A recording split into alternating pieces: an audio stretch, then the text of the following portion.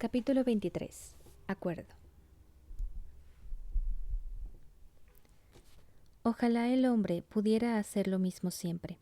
Si tuviera el poder de consagrar una ley en todos los códigos legales futuros, sería esa. Dejad que la gente se marche, si así lo desea. Del camino de los reyes, cuarta parábola. Las 4 gotas cayendo ya se habían comprometido del todo, como lluvia, cuando el equipo de Radiante se situó en posición. Si aquellos últimos sangre espectral que faltaban iban a acudir a la reunión, llegarían pronto. Y si no tenía que venir nadie más, bueno. En ese caso, era probable que hubiera una conferencia enemiga en marcha, lo que hacía incluso más importante que Radiante entrara en ese escondrijo. Así que ayudó a Rojo a empujar un carrito de herramientas por la calle. Entre lluvia espren, que eran como velas con un ojo encima, llegaron a una intersección justo delante de la guarida de los sangre espectral. A Radiante le parecía un descaro tremendo que la organización se hubiera instalado allí arriba. Mientras otros intentaran ocultarse en los rincones mugrientos de las peores partes de la ciudad, ellos habían escogido el centro de un tormentoso campamento militar. Embrace debía de tener en el bolsillo a unos cuantos altos cargos del ejército alesi. A Radiante le costaría trabajo sacarlos a todos a la luz. Cuando estuvieron en posición, Rojo y ella empezaron a montar un pequeño toldo bajo la lluvia. Habían renunciado a sus tejidos de luz y confiaban en que las capas con capucha ocultasen su cara, por si aquella arena los delataba. Al poco tiempo, como esperaban, alguien de los sangre espectral se acercó a ver qué pasaba. No era la vigilante enmascarada, condenación. Radiante mantuvo la calma y dejó que Rojo se ocupara mientras ella esperaba, trasteando con las herramientas. La guardia que les interesaba, la de la máscara, asomó de entre las sombras del porche, pero no fue hacia ellos. Dijo el otro sangre espectral al llegar. ¿Qué es esto? Se llamaba Umbra y tenía sangre come cuernos, aunque parecía más bien Alesia a pesar de la barba bifurcada. Radiante pensó que la mujer enmascarada debía de haber ido a buscarlo mientras montaba el toldo. Nos han mandado a aplanar esta intersección, respondió Rojo. Reparó en el uniforme alesi de Umbra. Tengo la orden en algún sitio, sargento. ¿Y se supone que trabajáis con lluvia? Espetó Umbra. Sí, tormentosamente injusto. Rojo señaló con el pulgar hacia el pequeño toldo. Por lo menos tenemos eso.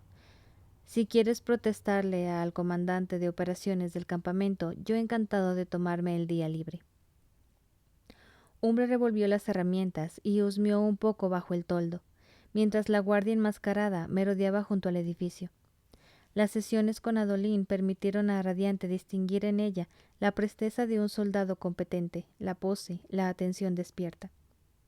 Con calma y meticulosidad, Radiante recolocó los utensilios después de que Umbra terminara de moverlos.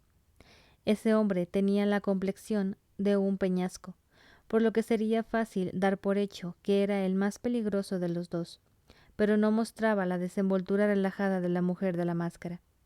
Umbra dio un paso atrás, pensativo, con la lluvia goteándole de la barba. No le convendría llamar la atención, pero tampoco querría tener a unos trabajadores fortuitos tan cerca de su base, quizá oyendo cosas que no deberían. Recoged y marchaos a trabajar a otro sitio, le dijo a Rojo, durante al menos un par de horas. No necesitáis autorización. Si alguien os pregunta, decidle que lo he ordenado yo. Rojo lanzó una mirada a Radiante, que con la capucha bien bajada asintió. Muy bien, sargento, respondió Rojo con un suspiro. Él y Radiante empezaron a desmontar el toldo despacio. Umbra regresó con la guardia enmascarada e intercambiaron unos susurros. Luego, la centinela se quedó en posición junto a la puerta mientras Umbra pasaba dentro, llevándose un gran frasco de arena negra de los que estaban colgados fuera. Eso será un problema, bisbició Rojo entre el sonido de la lluvia al caer. ¿Alguien ha oído la conversación? Respondió Patrón, desde el abrigo de Radiante. Él ha dicho, no quiero que estén ahí cuando llegue Aika y Yesinor. Y la mujer ha dicho, se van ya, ¿sí? Se supone que teníamos que hacer salir a la mujer bajita, dijo Rojo. Necesitamos esa máscara.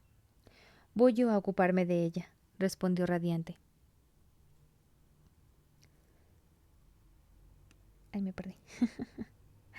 ¿Seguro? ¿Y si hace ruido? Seré rápida, le aseguró Radiante, viendo que Gas llegaba al trote. Mi parte está hecha, informó Gas. ¿Por qué desmontamos el toldo? Enfádate por ello, le dijo Radiante, a sugerencia de Velo.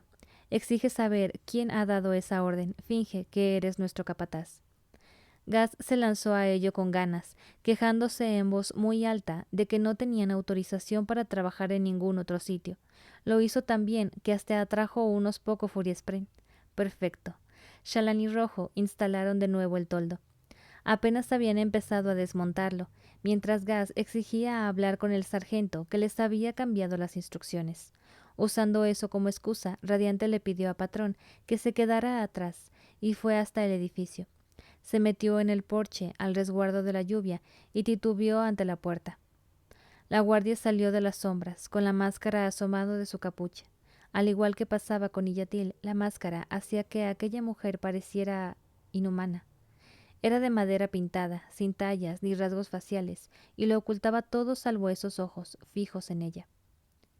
Ah, exclamó Radiante, perdón, pero nuestro capataz quiere hablar contigo.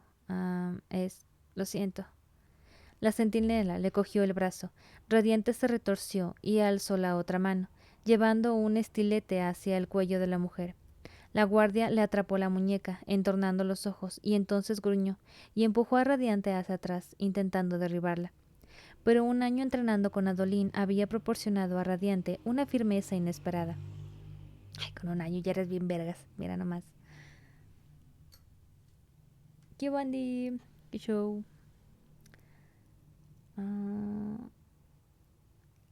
Pero un año entrenando con Adolín había proporcionado a Radiante una firmeza inesperada. Resistió el empujón y mantuvo la postura, trabando la mirada con la mujer de la máscara. Ahora, ordenó a su armadura. Al instante, la armadura cobró forma, no alrededor de Radiante, sino de la guardia, paralizándola, donde estaba como había hecho con Rojo. Radiante captó el atisbo de unos ojos sorprendidos mientras el yelmo recubría el rostro de la mujer. —¡Shallan! —exclamaron los creaciones ansiosos. —Que no pueda abrir la boca —dijo Radiante—, como en el dibujo que os ha hecho Shallan, ¿entendido? —Shallan —corearon ellos. —Aquí andamios, ¿cómo que andamios? ¿Cómo estás? Yo muy bien, ¿y tú? ¿Qué cuentas? ¿Qué tiene de nuevo la vida? El único ruido que llegaba de la guardia eran sus amortiguados esfuerzos, por lo que, con un poco de suerte, el plan del yelmo estaba funcionando. Radiante pensaba que se lo habían explicado bastante bien a los Creation Spren. Necesitaban un mecanismo que mantuviese la mandíbula cerrada, haciendo que el yelmo se ajustara más en la parte inferior por debajo de la máscara. Comprobó la arena del frasco que colgaba del techo. Seguía negra, como había esperado. Se decía que era necesario un spren inteligente para activar aquella sustancia, y tenía sentido, o sería inútil que se volviera blanca en señal de alarma cada vez que a alguien le entraba ansiedad. Muy bien, aquí pasando a escuchar tu dulce voz. Oh, sí. Bueno, pues disfruta de la lectura entonces.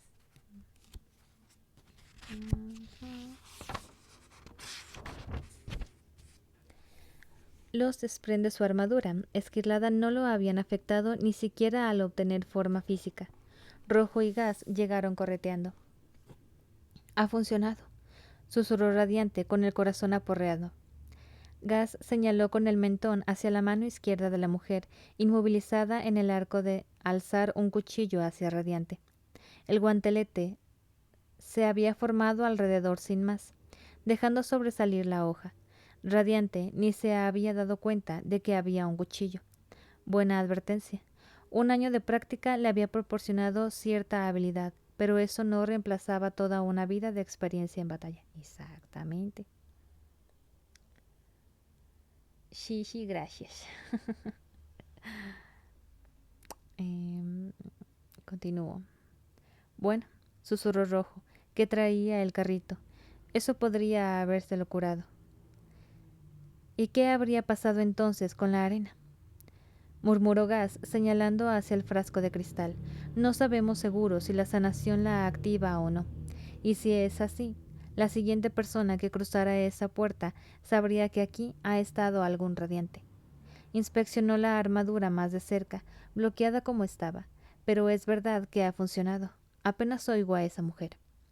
La armadura ni siquiera temblaba con los esfuerzos de su cautiva por escapar. Juntos lograron subirla al carrito de 2 ruedas, la taparon con una lona y se la llevaron a su pequeño toldo. ¿Los habría visto a algún guardia de la muralla? Darcira y el equipo de asalto estaban desplegados para interceptar a cualquiera que viniese corriendo, pero aún así Radiante se preocupaba. Venga, deprisa, pensó Shallan y tomó el control. No quería que los últimos sangre espectral que faltaban llegaran a la puerta y la encontraran sin vigilancia.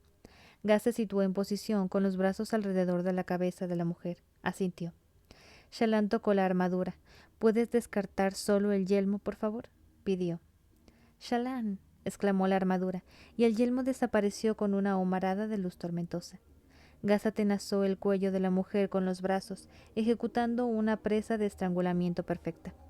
Shallan necesitó otra vez a Radiante durante un momento mientras veía asfixiarse a la mujer, con los ojos desorbitados y la piel poniéndose muy roja alrededor de la máscara. ¡Ay, Gas, qué violento!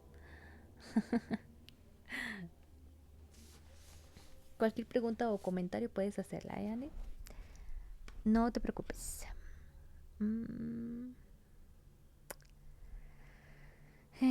Gas, Gas no la mató. Mi decepción. Gas no la mató, aunque sí la retuvo más tiempo del que Radiante consideraba necesario. Le había explicado antes por qué, suponiendo que tu atacante no quisiera matarte, la mejor forma de escapar de una presa estranguladora era fingir que caías inconsciente antes de tiempo. Así que Gas no hizo caso a los forcejeos, ni a los dolores ni a los ojos frenéticos, ni a la repentina flacidez, y siguió contando en voz baja. Radiante nunca le había preguntado cómo era que sabía tanto del tema. Mira qué inteligente salió el choperrillo. Gas asintió y Shallan descartó la armadura y se desvistió hasta quedar en ropa interior mientras los otros 2 tejedores de luz desnudaban, ataban y amordazaban a la guardia con eficacia. Gas había advertido a Shallan que la gente no solía seguir desmayada mucho rato, después de que la asfixiaran, y en efecto, la mujer ya empezaba a moverse un poco mientras Shallan terminaba de ponerse su ropa. Práctico cuero marrón, no muy entallado, además de una capa con capucha y una inquietante cantidad de cuchillos sujetos al cuerpo. Aunque Shallan estaba acostumbrada a ser de menor estatura que los Alesi, era un poco más alta que aquella mujer de fuera del mundo. Confió en que la diferencia no fuese muy perceptible. Llevaba el pelo recogido bajo una peluca, pero no había tenido muchas opciones, así que se angustió al ver que el pelo de la centinela era menos largo que en los retratos. Tormentas. Se lo había cortado, lo cual significaba que Shallan tendría que llevar la capucha puesta bajo techo. ¿Resultaría extraño? Rojo se arrodilló junto a la mujer, todavía inconsciente, y pareciendo más perturbado por aquello que por desvestir a una prisionera. Trató de averiguar cómo se quitaba la máscara. Descubrieron que estaba sujeta por 2 cordeles, que Rojo desató antes de separar la madera pintada de rojo y naranja. Shallan había esperado que la tuviera pegada a la cara, porque siempre le había dado la impresión de que Iyatil llevaba la suya, desde hacía tanto tiempo que la piel tenía que haber crecido por encima. Pero la suposición resultó errónea. Era evidente que la máscara se retiraba y se limpiaba a menudo, pero sí que se llevaba puesta durante periodos largos, tanto que había dejado marcas en la cara de la guardia. Esto no lo debo escuchar en la sala de mi casa. Ah, chinga, ¿por qué? Aquí no hay nada de spicy, ¿vale? Así que por eso no te no te preocupes. Mucha pelea, sí. Aquí se agarran a trancas a cada rato. Por eso me encanta. Marcas en la cara de la guardia. La mujer tenía la piel tan pálida como la de Shallan, y sin la máscara parecía mucho menos peligrosa. Aunque debía de estar en plena madurez, su rostro era suave, casi infantil. Para allá, pensó Shallan mientras Rojo le daba la máscara. Tienes que dejar de comparar a toda la gente Shin con niños. Era una mala costumbre. Además, esa mujer no es Shin. Ah, mira. Además, aquella mujer ni siquiera era Shin, sino alguien de fuera del mundo que casualmente parecía Shin. Nosotros seguramente pareceremos Shin, por chiquitillos. Pero igual hay escenas que se pueden malinterpretar, como cuando estás jugando y de la nada entran y se escuchan gemidos de un sprint o algo.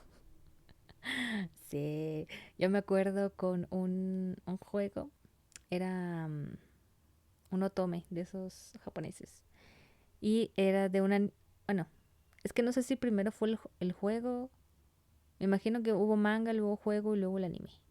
O no sé. La cosa es que se llama Diabolic Lovers. Es de vampiros. Pero cuando mordían a la prota, hacían unos putos gemidos bien, bien pornosos.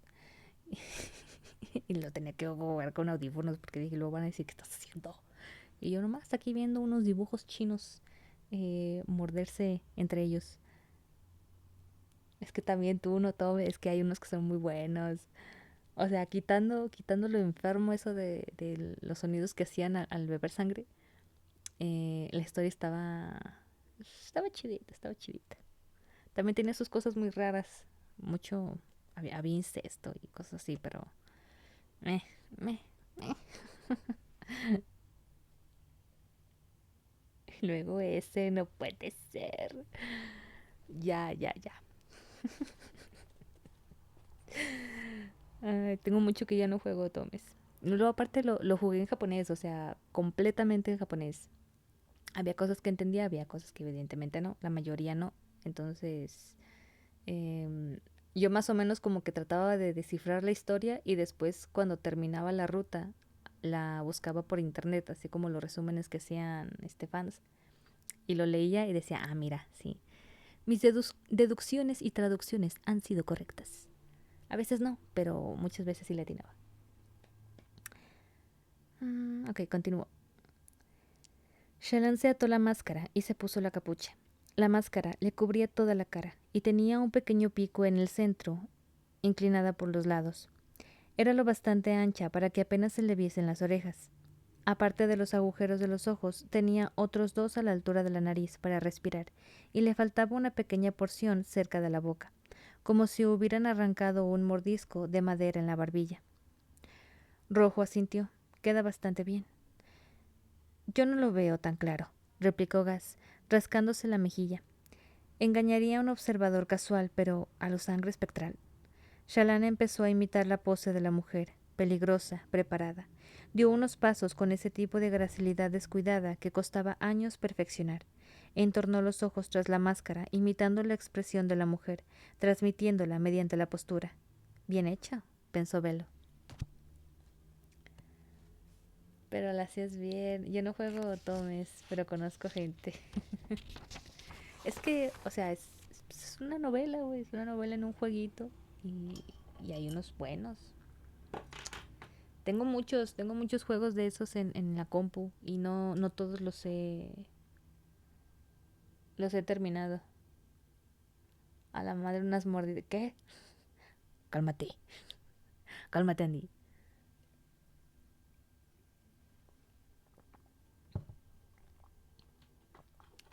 Está bien que ya no estemos en horario familiar, pero no es para que andes haciendo esos comentarios. Podría haber gente chiquita escuchando esto. Mm. Rojo le lanzó una mirada a Gas, enarcando una ceja. Muy bien, sí, dijo Gas. Aún me ponen los pelos de punta que pueda hacer cosas como esa, pero no te quites la capucha, ¿eh? El pelo está mal. Un momento después, Darcira entró bajo el toldo. ¿Aún no estás en posición? Ya voy, respondió Shallan con un susurro, ya que era más fácil disimular la voz así. ¿Has encontrado tu puesto de vigilancia? Preguntó Darcy Agas. Sí, dijo él, y lo he neutralizado lo bastante rápido como para venir aquí a ayudar. ¿Por qué has tardado tanto tú? Tenía que ir a desplegar el equipo de asalto, por si no lo recuerdas, replicó Darcyra. ¿Has jugado el Doki Doki? Ah, creo que no. Es que me suena, pero yo pienso que más bien lo he visto. Ajá, o sea, no lo he jugado.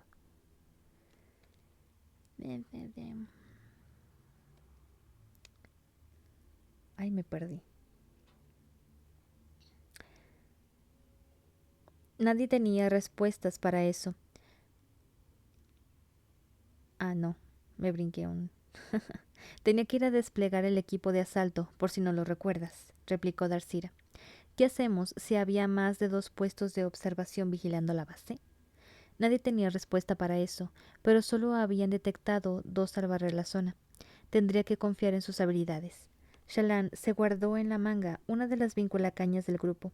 Lanzó una mirada a Patrón, que abultaba la madera del carrito tarareando nervioso para sí mismo, y se despidió con la mano. Los dejó y se situó en el hueco del porche. Mantuvo la pose y la actitud que había tenido la mujer, ciñéndose a las sombras, callada. Tú puedes con esto, le susurró Velo. Aún así, el corazón le palpitaba como unos tambores de guerra de los oyentes. Iba a internarse ella sola en el baluarte enemigo, y no podía usar sus poderes, pero era la única manera. ¿Qué hacías cuando había un guardia vigilando por si aparecías? Convertirte en el guardia. No habían pasado ni 5 minutos cuando Shallan vio a 2 personas que llegaban deprisa a la madriguera de los Sangre Espectral. Aika y Yesinor, una pareja de mercaderes taileños. Para ser taileños tienen muchas vocales en sus nombres. ¿Cómo no que? ¿Cómo no que? Te conozco. ¿Me conoces, Edwin? El club de literatura está bueno. Claro, claro. Ah,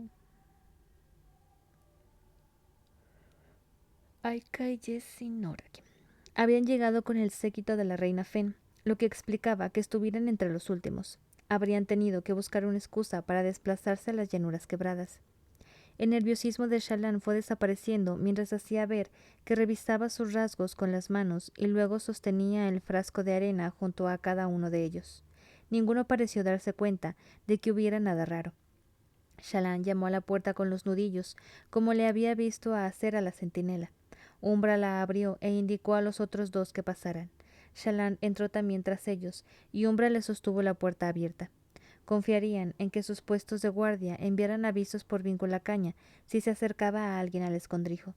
Tener un guardia apostado fuera demasiado tiempo era arriesgarse a llamar la atención. Había llegado el momento. Velo tenía razón. Shallan podía con aquello, a no ser que tuviese que hablar demasiado, a no ser que hubiera un tercer puesto de guardia que no habían encontrado, a no ser que su disfraz fallara. Demasiado tarde. Shallan se había metido de cabeza en la madriguera. Llena de confianza, ya solo le quedaba demostrar que era una depredadora o ver cómo la devoraban. Tú puedes, Shallan. Vamos. Navani dejó solo a Dalinar en la sala de las plantas para que hablara con el padre Tormenta y salió con los demás, sabiendo que después la pondría al día. Entró en un mundo de caos. Estrategas planificando, mensajeros transmitiendo órdenes, todo puesto patas arriba para lidiar con otra crisis. Era el momento de hacer de reina, lo cual, lamentablemente, implicaba ocuparse de todos los asuntos diversos que no le correspondían a nadie más. En el perímetro de la estancia había por lo menos una docena de personas esperando su atención. Durante la ocupación se habían desmoronado muchísimos sistemas. La escolarización había dejado de funcionar. El comercio de bienes secundarios, desde botones hasta comida para los abuesos H mascota, se había interrumpido. El despertar de la torre había significado que muchos de esos problemas estaban resolviéndose, mientras que otros, como quién podía osar qué servicios y cuándo, apenas habían empezado. Los demás podían ocuparse de todo sin ella, solo que no lo sabían, y quizá Navani no debería pensar así. Ella era importante para la administración de aquella torre, de aquel reino, crucial incluso. Así que pasó a la acción, asignando distintos problemas a varios miembros de su personal. Macal se ocuparía de reubicar a la gente cuyos aposentos hubieran resultado ser importantes por otros motivos. Benan de organizar un refrigerio para todos los presentes en la reunión y de apuntar con disimulo quién enviaba qué mensajes, dónde, por si acaso. Luego, ¿cómo así? ¿Cómo así que? Luego encontró al alto príncipe Sebarial y a Palona esperándola. Habían aprendido una triste lección, que a veces había que ponerse donde Navani pudiera verte si querías que te dedicara tiempo. Tenían dudas sobre cómo iban a llegar los suministros a la ciudad si había guerra en las llanuras quebradas. No podemos seguir dependiendo de las puertas juradas, dijo Sebarial frotándose la frente. El grueso alto príncipe volvía a vestir con tacama abierta desde que el clima de la torre era veraniego, y su barriga asomaba de un modo que al parecer consideraba distinguido. Pero organizar envíos desde Asir por estas montañas va a ser un engorro monumental. Traer los suministros por aire será prohibitivo en luz tormentosa, a menos que construyamos más naves voladoras. Si podemos cultivar comida, pero todo lo demás. Traedme propuestas, dijo Navani, repasando por encima los libros de cuentas de Palona. No me acuerdo de qué era. No manches. Se suponía que esto iba a hacerme rico, exclamó Sebarial. Era el alto príncipe del comercio. Podría forrarme desfalcando miles de esferas. Y ahora ya no eres tan necesario. Bueno, sí eres necesario, pero es cuestión de que formes nuevas estrategias. Pero casi no puedo hacer ni que cuadren estas cuentas. No hay nada que desfalcar. No le hagas caso, brillante, dijo Palona. Le cuesta aceptar lo responsable que está volviéndose. Se te da bien ser útil, Sebarial, asintió Navani. Ahí está el problema, ¿verdad? Es mi secreto más oscuro, refunfuñó él. Pero aún pago a mi servicio doméstico, mis vacaciones y mis masajes con fondos públicos, que lo sepas. Es un escándalo intolerable. Seguro que la brillante Navani sabe lo canalla que eres. Gemma Corazón. Ay, se me olvidaba que le decía así. Perdona mi memoria de pez dorado. No te preocupes, todos estamos igual.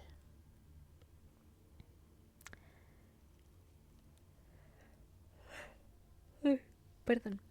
Mi Gemma Corazón, le dijo Palona, dándole palmaditas en el brazo. Sebarial suspiró. Vamos a movilizar tropas a Tailena y las llanuras quebradas. ¿Autorizarás la paga de batalla activa entonces? ¿Eres consciente de que eso tiene que salir de lo poco que nos queda? Quizá podríamos ofrecer raciones adicionales en vez de paga de batalla. En según qué casos. Gracias al Todopoderoso por las esmeraldas que obtuvimos en las llanuras quebradas, dijo Palona. Es la única forma que tenemos de producir suficiente comida para todos ahora mismo. Veré si puedo conseguir más tiempo con los moldeadores de almas radiante, propuso Navani. Dada la forma en que funciona la torre, podemos tenerlos trabajando a mayor velocidad. Rompen las gemas al usarlas, brillante, dijo Sebarial. Incluso los moldeadores de almas radiantes necesitan gemas como foco, lo cual significa que no podemos seguir así para siempre. Necesitaríamos un criadero de gemas corazón aquí arriba, pero tampoco hay mucho espacio, así que no podemos perder las llanuras quebradas. Navani hizo lo posible por tranquilizarlo, y luego fue a hablar con el alto príncipe Aladar sobre el estatus de los ojos claros. Se había desatado el pánico por la iniciativa de Yasna de liberar a los esclavos alesi, una decisión que Dalinar había terminado dejándose convencer para imitar en Urídiru. Sería un proceso lento, pensado para ir cobrando efecto en el tiempo. facilitado por sistemas de protección social. Yasná, como de costumbre, se había documentado bien, pero los ojos claros estaban resistiéndose. El sueño, sí, güey. Tengo muchos días madrugando. Y ya me gana el sueño. Ya estoy grande, estoy viejita. ¿Dónde me quedé? La tradición se irá al garete, protestó Aladar. El orden recto y natural de las cosas pisoteado. ¿Cómo van a mantenerse las familias de ojos claros sin tierras ni tributos? ¿Qué significa siquiera ser un ojos claros en estos tiempos? Significa lo mismo que ha significado siempre, dijo Navani. ¿Y qué es eso? Preguntó Aladar, brillante, tras el ascenso del apellido bendito por la tormenta a casa de pleno derecho, y ahora nada menos que el tercer dan. ¿Qué ocurrirá con los otros radiantes? Más de 3/4 partes de ellos eran ojos oscuros y ahora son ojos claros. Es un caos. Ya es la vejez, y eso que eres más joven que yo. ¡A la madre! Que se cayó, güey. Aquí no fue, creo. No, aquí no fue. Se escuchó un trancazo.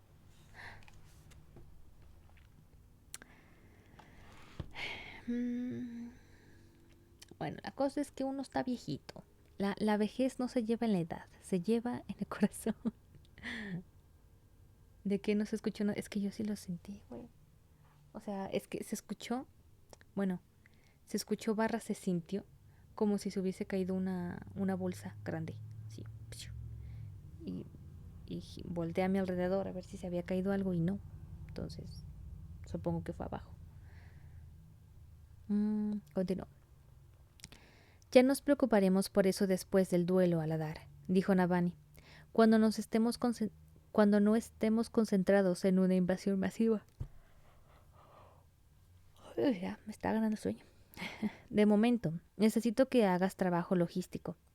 Ocuparte de que los suministros se transfieran según las solicitudes de los generales.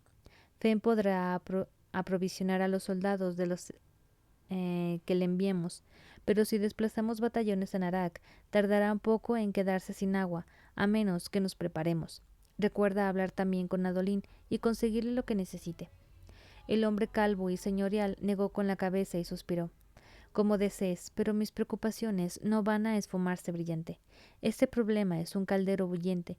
Terminará desbordándose. Lo único que lo ha impedido hasta ahora son las invasiones. Lo sé, dijo ella. Pero ocuparemos primero de la crisis que afrontamos ahora mismo, Aladar. El alto príncipe hizo una inclinación y se fue a cumplir las órdenes de Navani. Ella procuró no enfadarse e hizo que se esfumaran los irritespren que estaban apareciendo. Aladar era un hombre razonable para ser un alto señor, y solo estaba comunicándole lo que pensaban los altos señores menos razonables que él. Era un contingente poderoso, y no se les había pasado por alto que, tras años de politiqueos, casi todo aquel que se había opuesto a Dalinar estaba muerto. ¿Coincidencia? Tus espíritus chocarreros, sí. Corrían rumores sobre lo que le había sucedido de verdad a Sadeas, por mucho que Yasná se esforzara entre bambalinas por aplastarlos. Sí, era cierto que las categorías superiores de ojos claros eran un caldero burbujeante. Por desgracia para ellos, los ojos oscuros llevaban mucho más tiempo hirviendo, y de pronto tenían a unos defensores capaces de doblegar las leyes de la realidad. Navani sospechaba que, si las cosas estallaban, los ojos claros iban a descubrir lo poco que valía la tradición frente a siglos de ira contenida. Sí, que les peguen. Eso sonó como a lo que les pasa a los periodistas en México. Silencio. No se habla de Bruno. Espérame, tomo agua.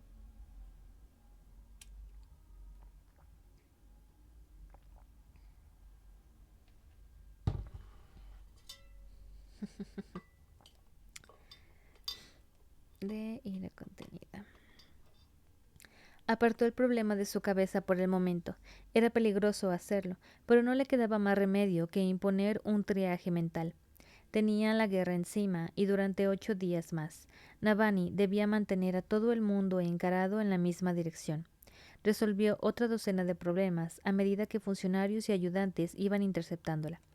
Cuando se volvía, no dejaba de encontrar vida Spren arremolinándose a su alrededor, o Glory Spren merodeando cerca del techo, u otros de distintos tipos revoloteando de acá para allá. Era como si fuese la tormentosa heroína de un cuento, de esos tan tontos en los que una chica joven e inocente siempre tenía 1000 Videspren a los que fuesen flotando en torno a ella. Mientras trabajaba, no dejaba de mirar hacia la sala donde Dalinar hablaba con el padre Tormenta. Su marido siempre había sido ambicioso, pero aquello... ¿Está bien lo que se plantea?, le preguntó al hermano. ¿Ascender a honor? Alguien tendrá que hacerlo en algún momento, dijo la entidad. El poder no puede dejarse a su libre albedrío o terminará despertando. ¿Provechito o salud? Pues es agua, pero se acepta lo de salud.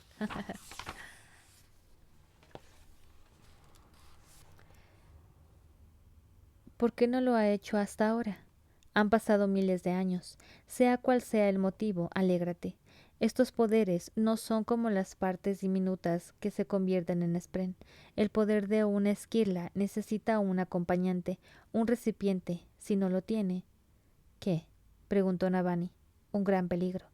No pensamos como los humanos. Separar el poder de quienes están sujetos al reino físico debería darte miedo. Que una parte de mí os desprecie no es algo tan terrible, pero que lo haga el poder de un dios, peligroso. Para todos nosotros.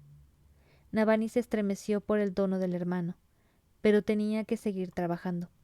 Fue a ver a sus eruditos, que la esperaban pacientes en la sala contigua, una de las pequeñas que formaban un círculo alrededor de los elevadores. En ella 7 fervorosos habían montado una exposición. A Navani no le gustaba que tuviera que llevarlo todo allí arriba, pero a pesar de los elevadores más rápidos, sencillamente no había tiempo para que ella se desplazara a ningún otro sitio. La gente tenía que ir a buscarla para reunirse con ella. Rushu la recibió en la puerta, vistiendo su habitual túnica gris de fervoroso, con el sudor goteándole por la frente. Sí, en aquella sala había demasiado calor.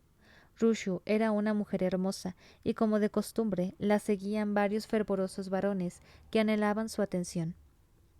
En ese caso, se habían presentado voluntarios para preparar el material de su presentación.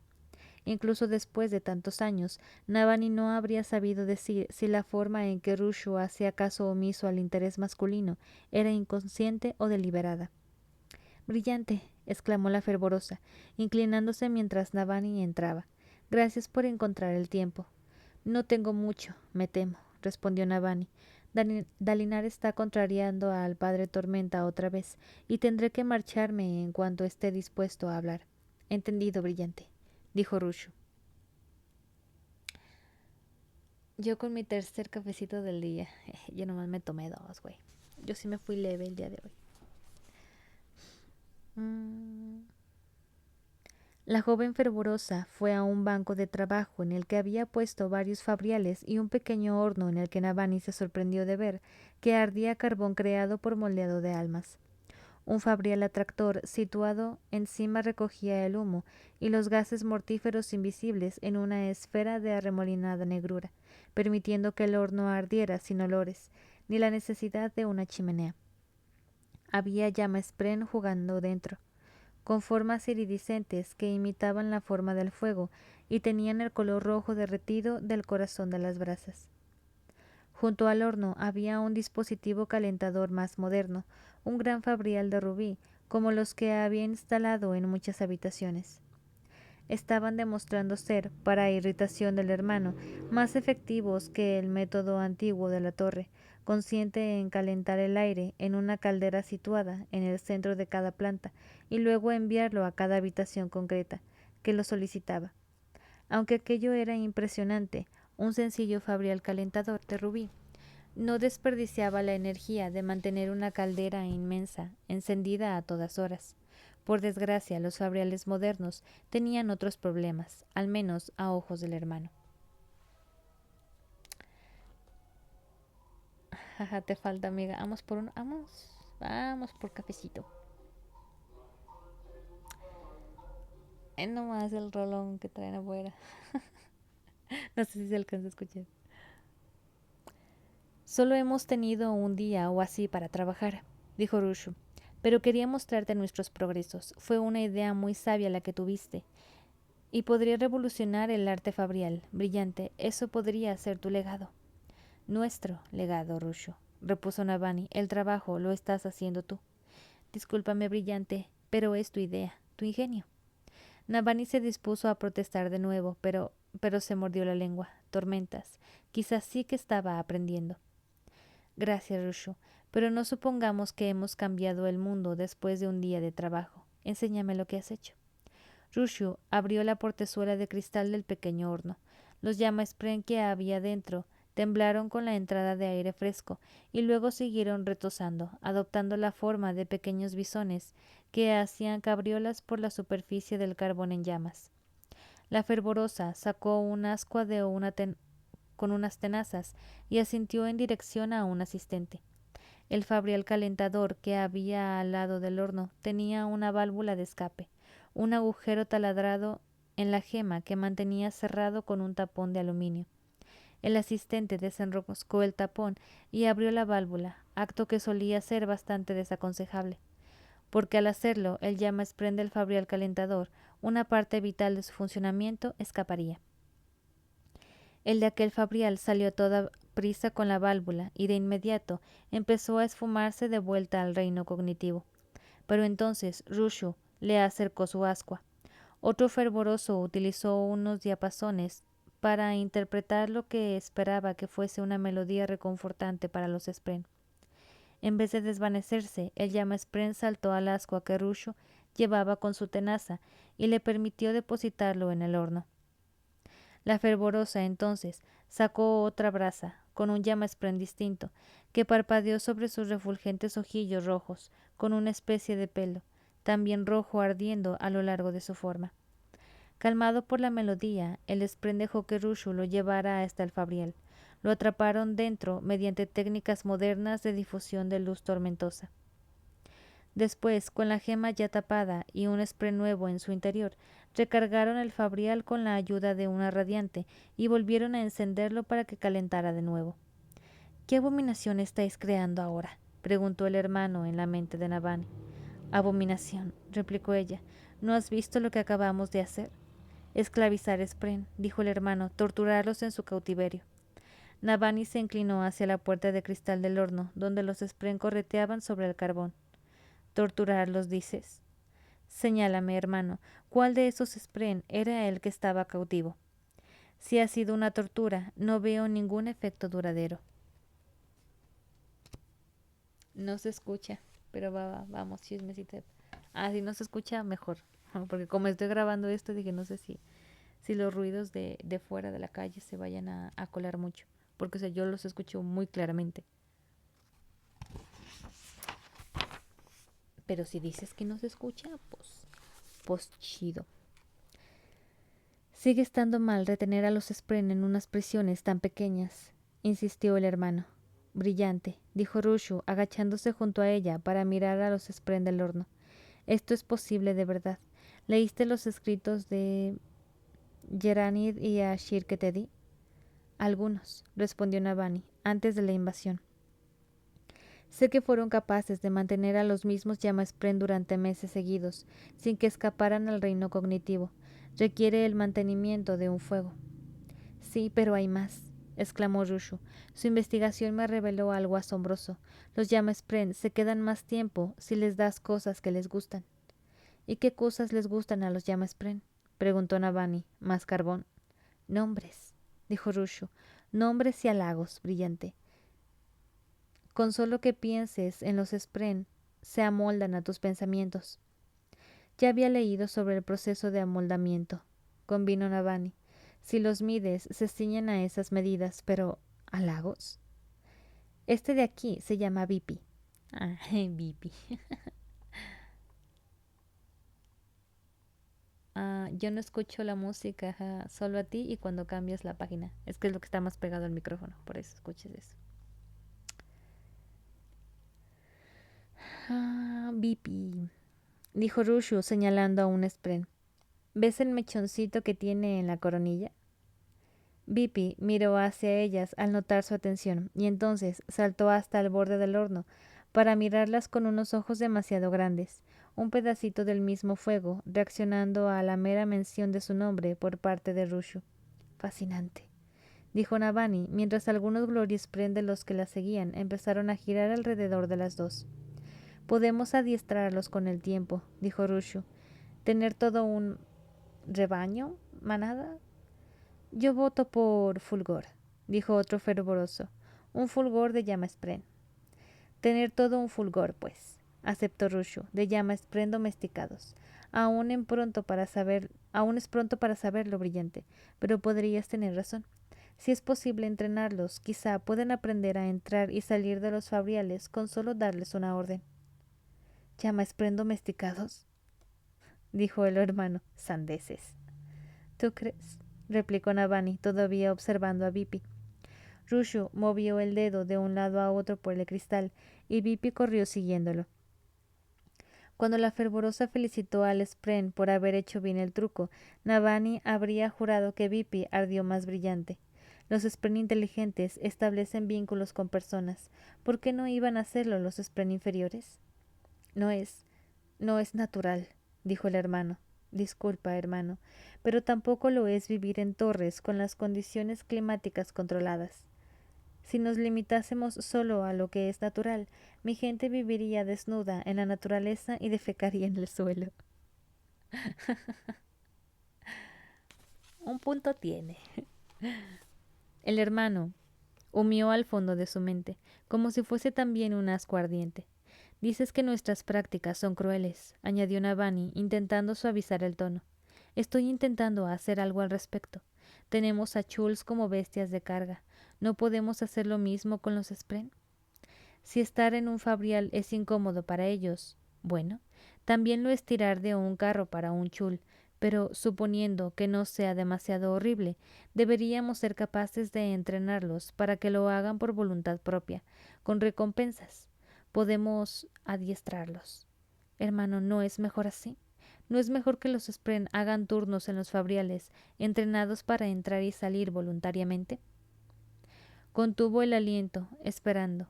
El hermano siempre se había cerrado en banda sobre ese asunto. Mira mi corazón, hermano, le envió Navani. Ve que estoy intentándolo. Lo veo, respondió el Spren. Rushu se sobresaltó y miró alrededor, igual que los demás fervorosos, dando a entender que el hermano había decidido hacerse audible para ellos también. Esto que intentas es algo bueno. Sería preferible que todos los Spren fueran libres, pero si esto funciona, quizás sea posible llegar a un acuerdo. Gracias por escuchar y cambiar. Había olvidado que la gente era capaz de hacerlo. Ocupo contexto de las especies. A ver, los chuls son como lo que nosotros consideremos bueyes, pero para ellos se ven, ¿cómo decirlo? Es que ya todo tiene forma de crustáceo. Allá, ¿eh? Bueno, en esta, en esta historia, en este mundo. Entonces sí son como... Específicamente a qué se parece, no sé. Pero es un animal gigante con forma un poco de cangrejo tal vez. Y los utilizan como bestias de carga. O sea, para jalar carruajes y así. Los Spren son... Es que no son animales, son como esporas, como espíritus. No, es que tampoco son espíritus. Es como unas esferitas de energía que... O unos seres de energía. Es que sí tienen como formas medio de animales en el mundo... Bueno, como Shadesmar se llama, o el mundo cognitivo. Pero En el mundo físico tienen formas más pequeñitas. Y por ejemplo están los videspren que aparecen por las plantas y así, los llamaspren que es donde hay fuego. Um, hay, hay como spren de emociones. Si estás enojado aparecen furiespren. Si estás triste aparecen otros tipos de spren. Si estás creativo aparecen creación spren y así. Pero son ahí como unas cosillas raras. Continúo.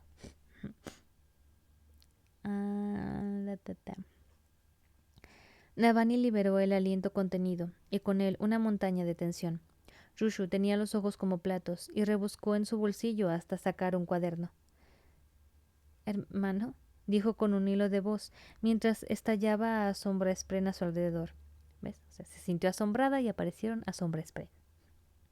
Ala, ok. Son como manifestaciones, más o menos.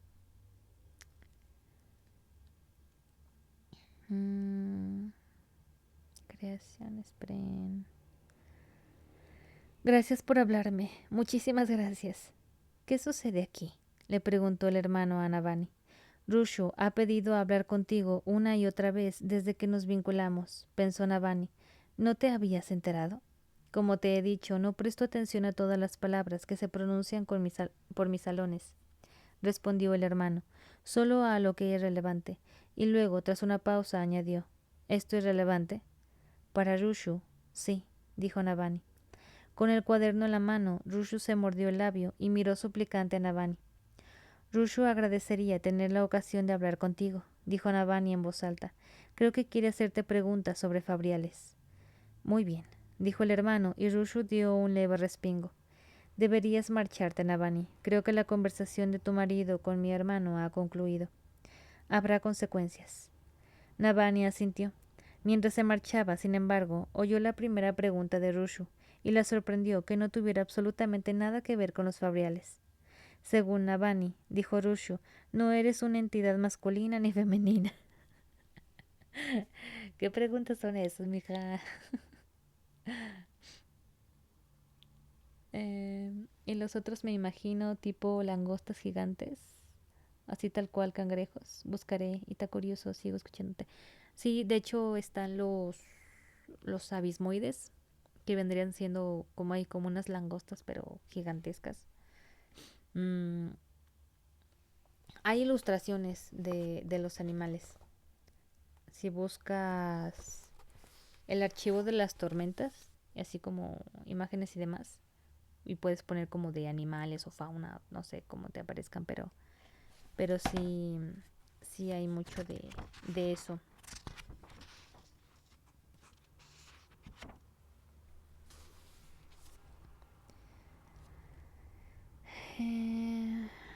Ni masculina ni femenina, dice. Así es. ¿Podrías hablarme más de eso? Pidió Rushu. A oídos humanos debe de sonar muy extraño. En realidad no, dijo Rushu en voz baja, para nada.